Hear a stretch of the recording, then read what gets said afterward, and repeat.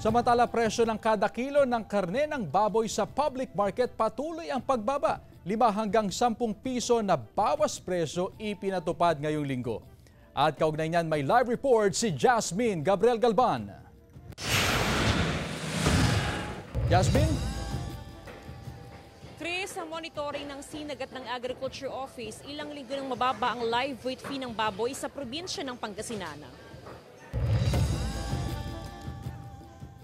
3 beses sa isang linggo kung mamili ng karne ng baboy si Cecil sa Mangaldan Public Market. Nasa 330 pesos pa ang kada kilo ng karne ng baboy. Pero ngayong araw, nasa 320 pesos na lang. Mas maganda kung bumaba para makabudget. Ayon sa mga negosyante, nagpatupad ng 5 pesos hanggang 10 pesos na bawas sa presyo sa kada kilo ng karne ng baboy sa pamilihan. Tila epekto raw ito ng patuloy pa rin pagtama ng African swine fever sa ibang mga probinsya. Idagdag pang mababang demand ngayon sa karne ng baboy.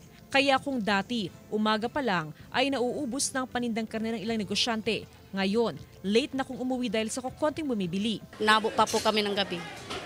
Opo. Ayon sa Sabang Industriya ng Agrikultura o SINAG, sadyang mababa ngayon ang live weight fee ng baboy. Kasabay nito, tiniyak ng SINAG na mananatiling sapat ang supply ng baboy sa Pangasinan ngayong bare months. Hindi na raw kakailanganin pang umangkat ng baboy sa ibang probinsya dahil marami na ring supply ng baboy sa mga backyard piggery sa Pangasinan. Pagtitiyak din ng SINAG na ASF-free ang Pangasinan. Malaking bagay yun, at least nakakontrol yung ASF and ang provincial vet naman ng Pangasinan nagkaroon ng meeting na very strict sila yung pagpasok galing sa Southern Luzon. Samantala, mahigpit pa rin ang monitoring ng otoridad sa mga provincial border para mapanatili ang pagiging ASF-free ng probinsya.